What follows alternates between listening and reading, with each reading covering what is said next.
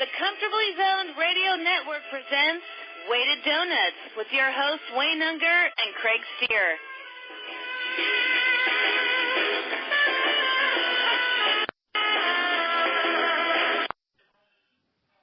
Hello and welcome to Weighted Donuts. I'm Wayne Unger, and I'm here with my co-host Craig Stier. Hello, Craig. How are you? I'm fine, Wayne. We made it to the end of the year. Glad to hear. Glad to be here. Glad to be hearing your voice. And I'm excited about tonight's guest, as always. Well, you're going to leave it at that, or you're going to introduce him?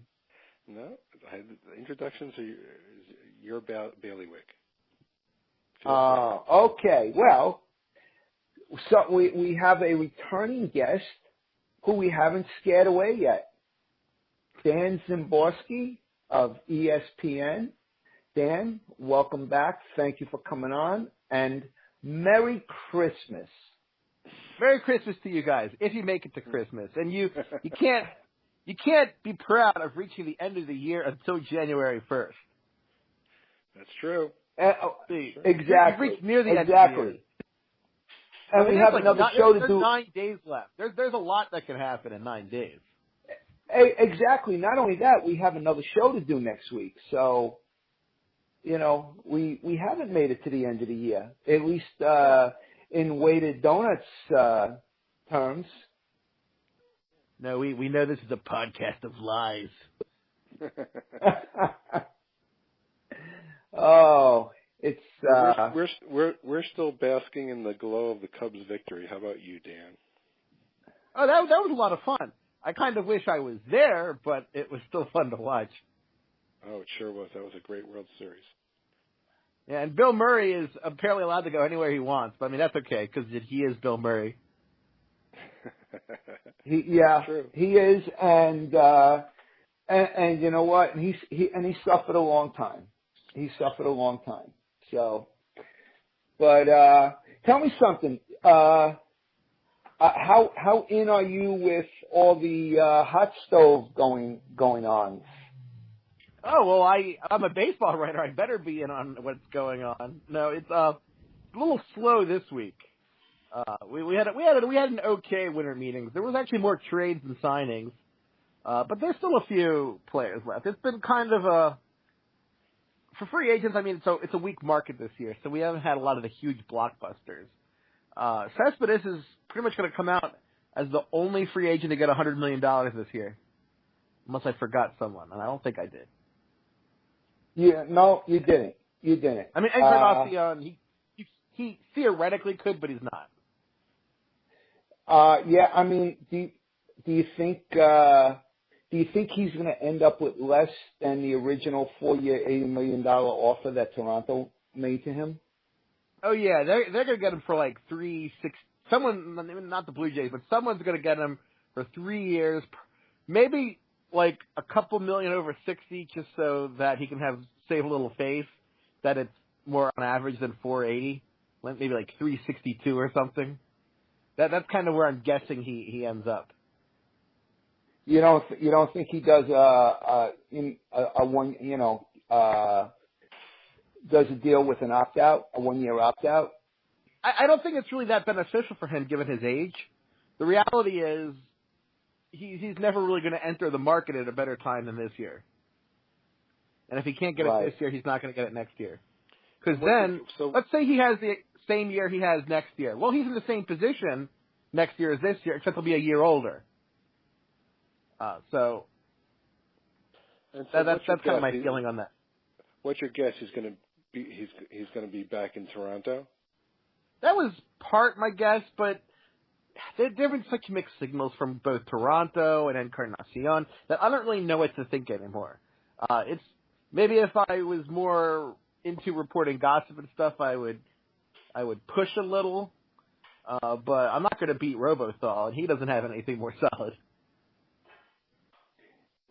So, I mean, well, this probably, I don't know if it'll go down as one of the big free agent, or I should say, what's the word, misreads as far as the market goes.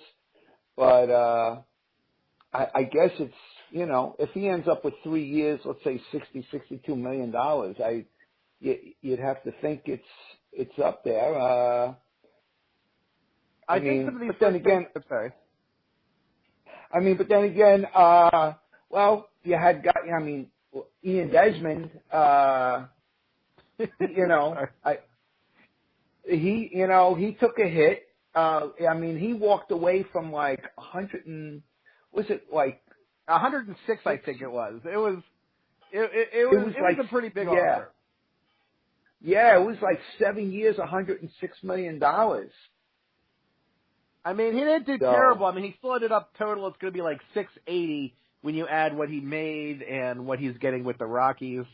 So it's not like Jody Reed, who got totally just destroyed when he tried to play hardball. I think that Encarnacion, he's still going to make $20 million a year probably. He'll be okay. I think Trumbo is going to take a massive hit because the market for Trumbo and Chris Carter have just really been dead almost. And the other thing is you have duplicity out there. Trumbo is really more of a first baseman than an outfielder, and you also have Mike Napoli out there. Yeah, it's there's not a lot in the market, but there are some of those okay first base DH types, and so you don't really have a lot of leverage. You can't say, because Trumbo can't say, well, if you take me off the table, you'll have to sign a similar player. Like, oh, that isn't really a good threat. There's just not much, and it's just a sign of how far baseball's come that just hitting a lot of home runs and doing nothing else can't really get you a huge contract anymore. Even Encarnacion, who has a lot of other skills offensively, isn't getting as much as he thought because he has limited defensive value and he's old. And teams do pay more attention to this now.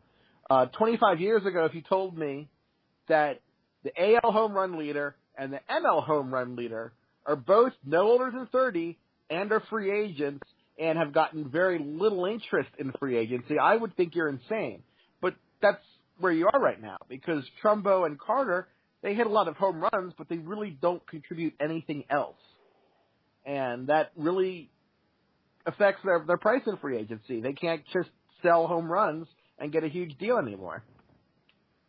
Did you think Ivan Nova was going to get more than $26 million for 3 years? Well, he actually got 20. He got 28 with a signing bonus.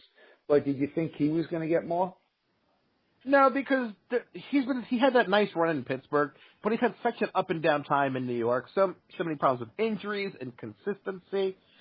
I think he's smart to go back to Pittsburgh simply because he had the most success there easily of any time he's been in his career. The Pirates have good luck with guys like that. I think of Ray Searage, their pitching coach, has done a real good job with that type.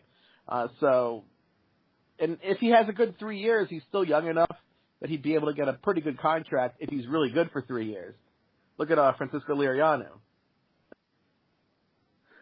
Yeah, this is true. Yeah, he's only, I think he's 29 or 30, Nova. He's not that old. Yeah, a 33-year-old pitcher can get a contract if he has a couple good seasons. Now, tell me something. Do you have a Hall of Fame ballot? Oh, not yet. I haven't been in the baseball. You have to be in the Baseball Writers Association for 10 years before you get to vote.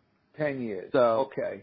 So only the first of the internet guys are just getting their votes this year and next year. I don't think Law even has his yet. Okay. It's actually surprising how few of the active Baseball Writers Association members have the vote so far. I actually have my roster. Let me just open it up while we discuss. But here we go. Yes, because I'm curious because a lot of guys have revealed their ballot. Yeah. Well, right now there are 752 active members of the Baseball Writers Association. But if you go back 10 years, that's only less than half of them have been in for at least 10 years. You go back to 2007, and you have 400 guys there. There's a total of 350 or so members of the Baseball Writers Association out of 752 that have been in for 10 years. And when you look at guys that haven't been in 10 years, Keith Law was 2009. Christina Carl was 2009. Sean Foreman was 2010. Who else do we have here? Sorry, I'm just trying to do this as we talk. But a lot of that generation that like me, like Jay Jaffe was 2011. Who else?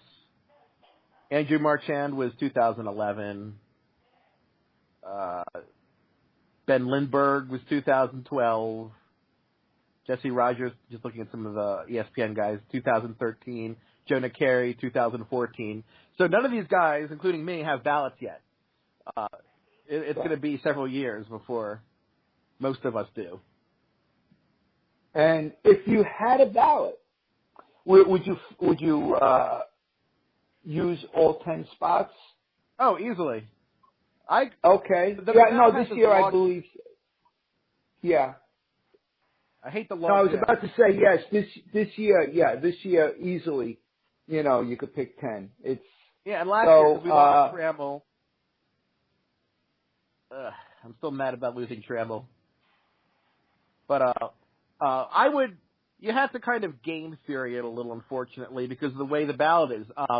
The 10-person limit is pretty controversial. The Writers Association has been pretty vigorous about lobbying the Hall of Fame to get rid of it because it's become a major problem. Because when you have only 10 spots and guys are only around for 10 years instead of 15 years, having a year or two where only a few guys get in, all of a sudden it makes a gigantic problem. And that's what's in right now. I can't vote for everyone I want to be in the Hall of Fame to be in the Hall of Fame. So I would probably I would file my ballot as late as I could simply because I want to see who's near 75%. Because you have to prioritize getting some of these guys off the ballot if you want to vote for some other guys later. I think the example of this is Trevor Hoffman, who's fairly marginal as a Hall of Famer in my eyes, but then I had to think to myself, is Trevor Hoffman so unworthy that inducting him is bad enough that we would be happy to take votes away from, say, Larry Walker or Edgar Martinez or Mike Mussina? And getting Hoffman off the ballot helps those guys too. So it's a real mess that the Hall of Fame finds itself in, frankly. Okay, so not taking game strategy into account, who are your 10 guys this year? Okay, if I didn't take any kind of voting strategy into account, it would probably be Bagwell, Bonds, Clemens, Mussina, Schilling, Rodriguez, Guerrero, Edgar, Raines, Walker. Am I at 10 yet? I think you are. Is that be 10? All right. Let's. I should have counted. I did this. Let me use my fingers. No, I actually lost you on the second hand.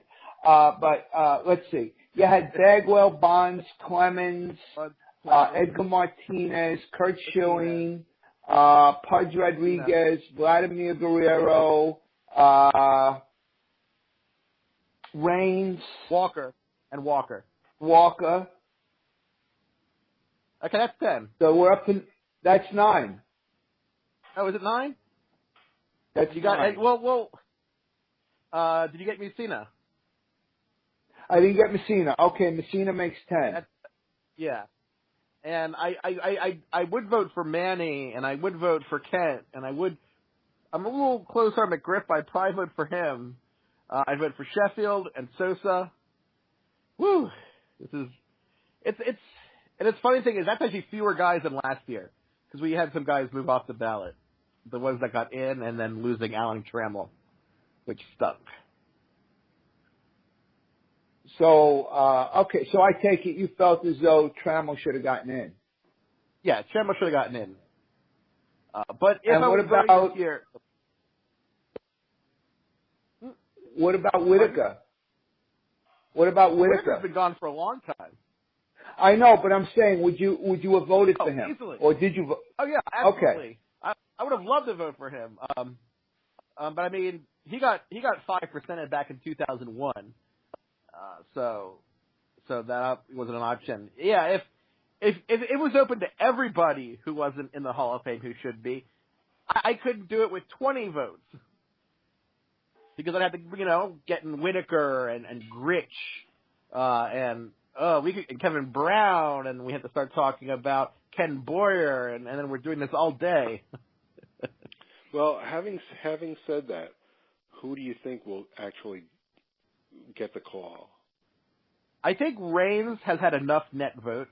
Ryan Thibodeau tracks that on his tracker, and Reigns, he needed to net about 20 net votes from people who didn't vote for him last year, and he's already added 16 votes from returning voters who didn't vote for him before. So with only 85 out of probably 400 and some votes, he's already picked up 16 of the 20 votes he needs. So Reigns is very likely to get in the Hall of Fame this year, which is good because this is the last chance for him. There's no more waiting. Bagwell looks like he's probable.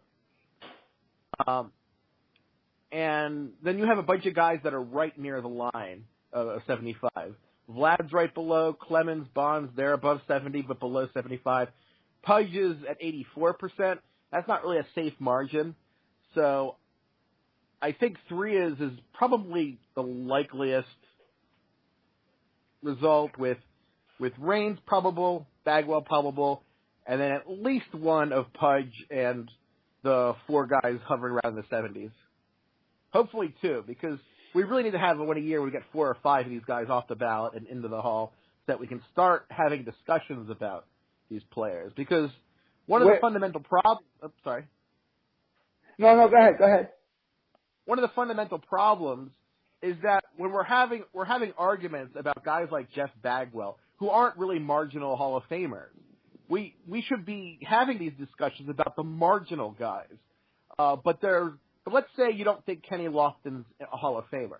But he was close enough that there should have been a Kenny Lofton discussion.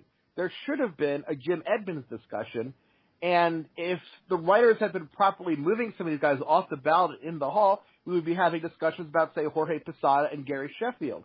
But we're not having these discussions because we can't even get most of the obvious guys in the Hall. And that's a problem because once the Hall can't properly honor the guys that are worthy, then people are defined. The Hall of Fame becomes not something that can honor a player, but by almost insulting a player by not putting them in. It can only be defined by the faults of it instead of by the honor. So that's why it's so important to get this right. Do you think Bonds gets close this year? He's getting closer. He's picked up 8 votes in 85 ballots. Now the public ballot crowd tends to like Bonds more than the people who don't submit their ballots. So I think he's going to fall short, but he should be in like that 65 to 70% area. And with 5 years to go, more people are going to soften on him, I think. Also, what needs to be taken into consideration is that starting next year, the Hall of Fame is going to publish all ballots.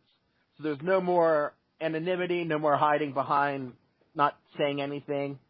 So if you're going to be that guy who votes for Jason Varitek and doesn't say anything, or like Murray Chass a few years ago, submitting Jack Morris and nobody else, if you're going to do that, it's going to be public, which might also kind of push things along. Well, isn't Murray Chass a big fan of yours? Well, he gave me a great nickname, which I mean, I got to be the digital dandy because of him. But I don't know if because I think they stopped taking the ballots by Pony Express, so I don't know if he's going to be able to file this year. And let me ask you. Not at all. Okay. Not at all. Okay. Listen, I'm guessing. I might be 20 years younger than Murray Chass. I'm just guessing, and and I get those kind of jokes. No, there's no way. You're younger than that. He's like 84. How old? He's how old? He's like 84 or something. Or he's pretty old. Okay, No, well, he's 78. I'm pretty close. He's 78? Oh, then he's only 16 years older than me. You're not 62. I am. Oh, that's a lie. I am. I know. Listen. And I don't know how I ended up, not looking like a decrepit old guy, but I would have put you. I met you. I would have put you around 50. I wouldn't have put you. Well, around thank 52. you. Well, it's okay. That's most people put me around 50. Thank you.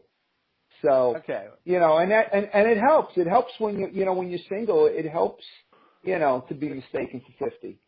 So, now let me ask you this: Jim Rice, should he be in the Hall of Fame? I'm not as down with Rice as some others, but I think I think he's pretty borderline. And I think he would have been clearly behind some of the guys who aren't getting in now. If you look just at his peak, opinion, he had a pretty high peak. But so I'm not like the people who say like he's like the worst player ever in the Hall, because there are worse players in the Hall easily. But he did have a lot of peak value at that point. Not a long career of excellence. And I probably would have put him on the side of not inducting him, but it would have been close enough. It would have been a lot closer than some of the other guys that are really down on his induction. Okay, well, if we're gonna, I'm sorry. Wait, just while we're on this, if we're talking guys with peak value, where would you put a guy like Don Mattingly? Mattingly is tricky because that's a good question. Because like Rice, he did have a short peak. I think Mattingly, kind of like Keith Hernandez, is one of those players that I kind of go back and forth on at different times. Mattingly, he essentially had 4 really big seasons. And I don't quite know if that's quite long enough. Maybe another year or two would have gotten him a little over the edge for me. It's tough. There's a lot of guys who probably should be in the Hall. I posted a graphic several times a year, essentially, about the Hall of Fame. And I charted the percentage of plate appearances in baseball made by Hall of Fame hitters. And in the 20s and 30s, there were several years where almost 25% of the plate appearances were by Hall of Famers, which is a ridiculous number to think that the top quarter of players at any given time are Hall of Famers. If you look at Major League Baseball in 2016, there were 185,000 plate appearances. Now imagine if there were 40,000 plate appearances made by future Hall of Famers in 2016. That would be like having 80 full-time hitters that are players right now in the Hall of Fame at some point in the future. Because that's what happened in the 20s and 30s. But a lot of that's kind of the standard for Hall of Fame induction. Right now, the standards have gotten so high. And again, I think that's bad, because you're essentially telling generations of people that the players today aren't as good as the players they used to be. You kind of want them together. People say that, like, not only would Mussina be honored by, say, making the Hall of Fame, but the Hall of Famers are also honored by having Mussina join them. It kind of unites the present and the past. And when we're not inducting enough of the great players of our generation, we're kind of taking them away from that kind of, that wall of immortals up at Cooperstown. So I know I tend to wax a little too philosophic and get long running on this, but I'm passionate about this, and I really wish things were a little better. I agree. We're getting there, but slowly. I have a quick question. So Bonds is slowly approaching the magic number and probably won't get there this year. I don't think he will. So he gets there, let's say, next year or the year after. Do the floodgates then open and the Palmeiras of the world get in? Or does that take a little more time also, in your estimation? I think Bonds can do it simply because he's, as a player, if there were no allegations, let's just say there were no questions about him, he'd be so far over the line that it wouldn't even be a question of him getting into the Hall or not if he hadn't, if, the steroid allegations and questions hadn't arisen. Palmeiro is seen as a lesser candidate, and I think that the borderline candidates are going to have a tougher road. I think that Andy Pettitte, even though he admitted it and apologized and stuff, I think since he's a more borderline candidate, it'll hurt his support and make it much harder for him, even if Roger Clemens gets in the Hall, which I think he eventually will, simply because Roger Clemens is so far over the line anyway. What about a guy like McGuire? McGuire, McGuire and Palmeiro, their other problem is they have to deal with the Veterans Committee. And right now, the Veterans Committee isn't designed to actually accomplish anything. You look how they just opened up the 80s and 90s towards Veteran Committee consideration, and they couldn't even decide on a player, and they just picked Bud Selig. We've had a pattern of that, like Bowie Kuhn getting in the Hall of Fame also, that the Veteran Committee is just really just poorly constructed to actually do its job. So really, I don't think we're going to really see much of anything from that side until they restructure it completely. And once they restructure it completely, all bets are off towards what's going to happen afterwards. Tell me something. If Bud Selig was elected, do you think Steinbrenner should have been elected? Just based on that comparison, not, overlooking the fact that they blew it by not, electing a player. Hey, Steinbrenner was a better owner than Selig was. Selig was a terrible owner with the Brewers. I think I just can't believe they keep saying no to Steinbrenner. That's insane. He was a very significant owner, and he believed, for all his faults, Steinbrenner wanted his team to be excellent. And Selig did not. And even though he was a commissioner, he wasn't a great commissioner either. Better than, say, Kuhn and Uberoff. But as executives, I'd put Steinbrenner in because he's such an important figure. I don't think you can understand baseball from the 60s to the 90s, well, the 70s to the 90s, without understanding George Steinbrenner, because the Yankees are always going to be part of the story, and he was a big part of it. He was a really good owner, and he, as we can see from his kids, it was hard to be George Steinbrenner. He was a better owner than they are. It wasn't just having the Yankees and put on autopilot, because he did rebuild the organization once they got it from CBS. It wasn't that good an organization at the time. But I'd probably put him in if we're talking. Was it CBS he bought it from? I can't remember now. He bought it from CBS. Yes. Okay, well, CBS. CBS. I just think it's farcical that I just can't believe that Bud Selig is in before Steinbrenner. I can't believe that Selig is in before Ruben Tejada. Marvin Miller. What about Marvin Miller? Poor Miller should be in too. If these commissioners are in, why isn't Marvin Miller the one who defeated them over and over again? He should be in. I mean, if someone's in the Hall of Fame, the guy who beats them all the time should be in the Hall of Fame. Don't you think? Oh, absolutely. Again, it's ridiculous. It'd be like having George Foreman in the Boxing Hall of Fame, but not Ali. I mean, you know what? Besides Steinbrenner being the fact that he cared, he wanted to win. I mean, he also actually, the Yankees, the way they operated, it wasn't just a thing as throw money. It was actually a business model. And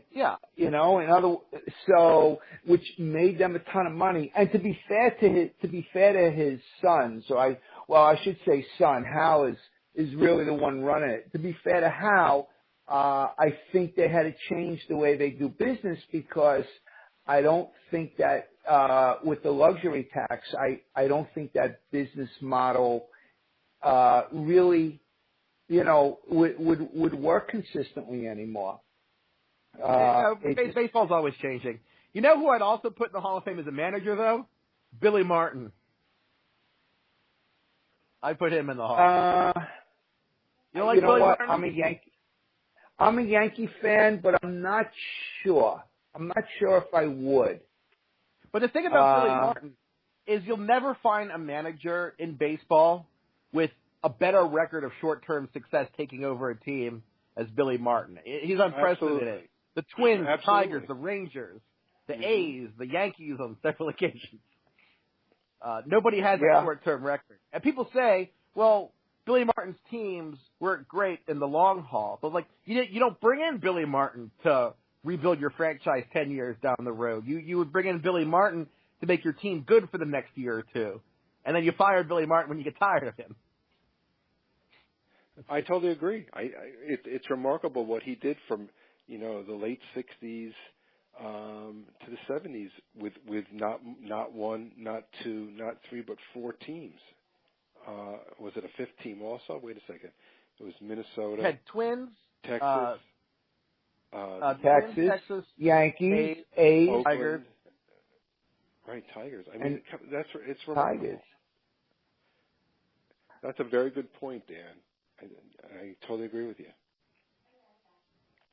And it's too bad they wouldn't be around. Because wouldn't it have been great if Billy Martin hadn't had the accident and say like 15 years ago that Billy Martin and Steinbrenner got inducted at the same time?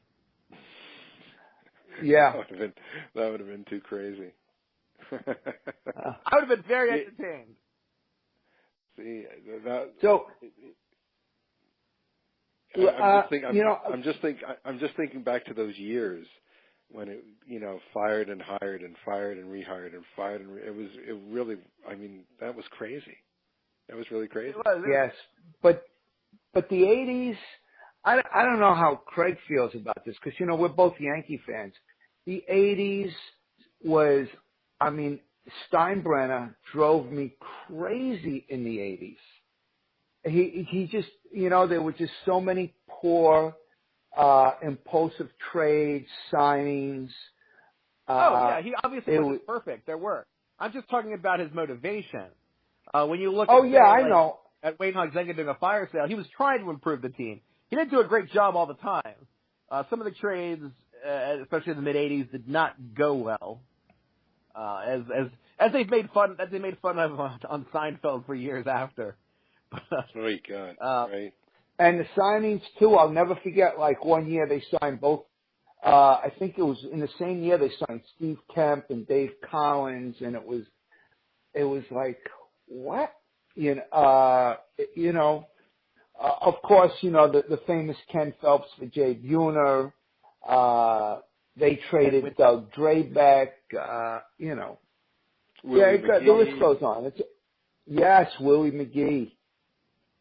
Fred McGriff. McGriff, yeah. McGriff. What am I saying? Have you guys ever read John Helyar's Lords of the Realm? I know not. It's kind of I don't know if you've ever seen Barbarians at the Gate. It's kind of like this business writer doing like kind of an oral history of the baseball's union. And there's a hilarious anecdote that always makes me snicker in it about Dave Winfield and George Steinbrenner. And when Winfield got a new contract with the Yankees, they put in a cost of living escalator. And Steinbrenner actually didn't notice. And the commissioner, I forget which one at the time, was furious about Steinbrenner, saying, does he not know what a cost of living escalator is? And then when Steinbrenner was told what they had all agreed to, he flipped out just completely and was just super angry, wouldn't talk to anybody, wouldn't talk to Winfield, wouldn't talk to his employees for like a month. Wow, I was not aware of that. Oh, it's a fun book. There's all sorts of great stories of the union trying to deal with Reggie Jackson because they could never get him to agree to anything, and half the time he threatened to sue them too. Speaking of books, Dan, when are you writing a book? Here's the thing. To write a book, you need to have kind of a focus. And I don't have really that focus where I could just sit down and concentrate on specific one issue. If I ever write a book, it's going to be the most random, weird book with stuff all over the place, and I have no idea even how to pitch that to a publisher. Okay, I was just curious. You know what? I just asked because I have time. I'm 38. I think I still have time to write a book, but you got plenty of time. But it just seems as though a lot of our guests have written books. We had Eli Gerber on. He wrote Fallen Angel. We had Mark Littell just came out with a book called On the Eighth Day, God Made Baseball. John D'Acquisto came out with a book, I think, in September. His was called Fastball John. And we just now you guys are making me feel bad. Rick Peterson. We had Rick Peterson on a couple of weeks ago. His book will be out in January.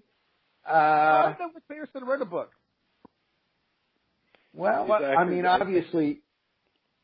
I think this is his. I didn't know. I actually did not know he had a book out. Let's see. Well, Rick, was it about Rick how Peterson? I knew that was coming. I knew. You know what? Anytime I mentioned something to anybody that we were going to have him on, I can't tell you how many people said, "Yeah, ask him if he could still fix Zambrano in 10 minutes." So, we actually didn't touch on that subject, Dan, when we spoke. Yes, but he said, he wants to come back, and he actually, I believe it's going to be the week of January 15th. Yeah, that's a week before his book is being published. Yes. So Well, if you ask him that question, it might be the last time you have him on. Right. But you don't have to ask him the question. I don't want you guys in trouble rather than me. Oh no! Listen, you see, actually, I wanted to ask the question, and it's just that we didn't have a lot of time. He didn't want to be on long. He actually was on a lot longer than I expected. But he said he wanted to come back and do a few different ones. So I said, okay, I don't have to push it on the first one. But I didn't want to say it like that. I was, but I wanted to ask him in the sense like, this is what was reported in the papers that, when you were asked about Victor Zambrano, that you felt you can fix him, quickly. And I'm just curious, like, what went wrong there? Was it an injury? Was it, communication? Was it something you didn't perceive about him, mentally? Cause, on the other hand, he did have some success. He had a lot of success in Oakland. But yes. It's one of those infamous moments that you'll always hear about forever. Of course. But I'm curious to hear what. Oh God, Ken Phelps. For the Sooner trade, and it wasn't even Ken Phelps' fault. He was just the guy that was traded for Buhner. Oh, I know. Listen, Jim Fregosi with the Met fans, for Nolan Ryan. When the Mets made that Casimir Zambrano trade, I remember my blog entry for the time. It was just titled "Mets do a bunch of stupid," and then I don't know if you guys curse here, but there was a curse word after that. Yeah, you can curse here. It's okay. Okay, I just wrote the Mets do a bunch of stupid shit, and that was all. I just wrote that, and I just said whatever. That's the whole entry. And it's funny. I was having this discussion with somebody a couple of weeks ago about like what was a curse word when I was a kid, and like really like when I was a kid, the worst thing you can say was, was the F word. Okay, I won't say that here. I mean, but and like the second worst thing you can say was shit. Like you got. I mean, I don't know about you guys, but I got soap in the mouth for those words. And no, my mom taught me all the bad words pretty much. I had a weird family. They kind of treated me like an adult from the time I was a little kid. Like I'd be in like the adult conversations and everything, and nothing was sugar coated. There was no tooth fairy or Santa Claus or anything. When I was 4, I mean, I could read. I started reading about 3.5, and by the time I was 4.5, I read a lot of things. And when I was 4, I asked what happened when you die. So my grandfather gave me some reading material on the putrefaction of corpses post-death. To read it for, and I read it, and I learned what happened when you die. And that's just the way I was raised. So we were never really raised worrying about curse words. We drank alcohol and stuff. It sounds terrible. Like when I was a little kid, I was drinking alcohol, but we were allowed to. When I was a kid, when if you were sick, I mean, if you had a cough or a cold, my father would make you drink tea, and he would put some whiskey or something in it. I remember at 3, 4 years old, we would, during the week there was no time, but on the weekends, like on Saturday and Sunday morning, we'd have breakfast. Somebody would run down to the bakery. It was a different time. Where I lived in Jackson Heights in Queens, like we had 2 bakeries. We had one right across the street from one another, and someone went down to the bakery, and like I drank coffee at like 3, 4 years old. Whereas today, I would never. I didn't want my kids near it because I didn't want them. I'm like, God, they run around enough. So that's the last thing I want to do. Kids out in the yard with nobody watching them, so you can't do anything anymore. Yes, I mean, listen, it's when I was. All right, we had the New York World's Fair. 64 and 65. So my birthday is in November, so I had not yet turned 10. I used to walk with my cousin who was 4 years younger than me, also a November baby. We used to walk to the train. It was like 4 blocks away. We would walk to the train and take the train. It was about 4 or 5 stops to the World's Fair, and we would be there all day long into the night, just the 2 of us by ourselves. And we always saved a token and a dime.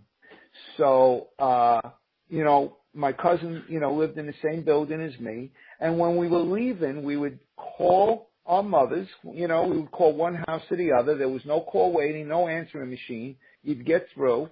And we'd say, okay, we're leaving now. And then we would get on the subway, and at night, though, they would meet us at the train, which was really good because back then you didn't have a pizza store in every corner. So the pizza store in my neighborhood was right by the train stop. So we got to eat again. So it worked out. But, I mean, I was traveling into Manhattan. I'm thinking now, I'm 11 years old. I would go into the city. My father worked in the Diamond District, which is 47th Street between 5th and 6th. And I would take the train to the city. I would meet him for lunch. And then I would walk around the city. And this would include Times Square, when Times Square was quite sleazy. And I'd walk around for hours. And then I would come back and I would, meet my father, and I would go home with him. So yeah, and even at my age, I'm sorry. Yeah, I was going to say, and it's so different now. Wyatt, I live in a relatively safe area. I'm in Staten Island. It's New York City, but it's really like the suburbs. And just this week, Wyatt took his first solo bus ride. He bought himself a Metro card, and he went to the mall, and he was bopping around the mall. I was off, so I happened to pick him up on the way home, but otherwise, he's 11, and it's just different. Yeah, it's just different. Even I'm younger than you, and I had the same kind of experience, not being in New York City, but I'd go outside and I'd come home for dinner or for bedtime or something, and I'd just go around the area, and my mom didn't have to worry about a cop bringing me home and calling the social services if I'm unsupervised for 15 minutes outside. So it is kind of weird how it's changed. It makes me feel old when I'm telling stories about it. When I was a kid. Wait, why am I imitating myself with a different voice? I'm trying to think. Let's see. Did you? Yeah, you had rotary phone. You were around for rotary phones, though, right? Yeah, my grandmother had a rotary phone, and we had. I think we did have a touch tone phone, but even those are really weird now if you look at it. If you get one of those old touch tone phones, you'd be like, "What the hell is this thing? This is from 1850." Well, it's funny because at the World's Fair, that was like the only place, like all the public phones at the World's Fair were touch-tone phones. It was like a big deal. It was a really big deal. And I actually had my first microwave meal at the World's Fair. I didn't understand what I was doing. I was in this place and, in this pavilion, I forgot what it was called, but I buy this hamburger, and then it's like the lady saying, "Yeah, you got to go heat it up in there." You put it in there, press the button, and it was absolutely disgusting, though. Okay, it was just I didn't even eat it. Like I took a bite, and I'm like, "What am I chewing on? Like, what am I feeling in there?" And it's like I looked at it, I was like, "Oh man," and I just threw it out, and that was it. And I went microwaves were only good for popcorn. Yeah, they come in handy. They come in handy. Yeah, but they're never really great. You never go, "Wow, that was amazing. Thank you, microwave." No, you see, you gotta do the hybrid thing. What I'll do is I'll use like the things, anything that has any kind of dough or crust. You put it in a microwave just to get the chill out of it, so you don't have to burn it while warming it up, so to speak. And so, I'll kind of do like a hybrid effect. I'll just put my stuff in the microwave, then I'll eat it and think, this isn't that good, but it's a lot easier than putting it in the oven. Oh. So, anyway, listen, we have reached the end. I'm sure Wyatt would have a lot to talk to you about wrestling, but I'm really behind on wrestling. I haven't even watched the whole pay-per-view from Sunday yet, so I'm super behind. Oh. I'm glad you didn't have this time to quiz me or something, because then I would have had to fake my answer. That's okay. Actually, we are going to, what is this thing? I don't even know, but we are going to, what's it called? The WWE Live Holiday Tour. So we're going in Madison Square. We're going to the Garden on Monday. That was Wyatt's Christmas present, the tickets. That's a good present. You should have fun there. Yeah. Hey, listen, but if you're in New York, you can go in with him, and I'll gallivant around the city for a few hours. So, just saying, right? The Garden's right by Penn Station. The offer is out there. So, no, that'd be fun, and hopefully I'll get there next year. Yes. So, and WrestleMania is in Orlando next summer. Is that correct, or is it in April? I am not sure. That would require a lot of memory that I don't have. Okay. The only reason I know this is because it's been brought to my attention, and I'm moving to Orlando in July. So. Oh, you're moving to Orlando? I am moving to Orlando. Yes, I am. So do all New Yorkers really do move to Florida? Eventually. Eventually. Yeah, you know what? Never moved to Florida. He moved to Maryland. I'll tell you. Years ago, I would have been like, there's no way I'm moving to Florida. Like, I like the Four Seasons. I love New York. but I guess I kind of, on my visits there, I kind of appreciated it and adjusted to it. And, the things that I like to do as far as leisure goes, more outside stuff than inside stuff. So it works. And I also have an older son there and 2 grandkids there. So Wyatt, cause Wyatt's actually an uncle. So, I'm gonna go down and start a new career. I'm gonna keep the podcasting career, but I'm gonna start a new career. I'm gonna be an Uber driver. Well, that should be fun, and it's probably easier in Florida than New York. Yeah, I mean, I tell you honestly, I think I will have a lot of fun in the late '70s, early '80s.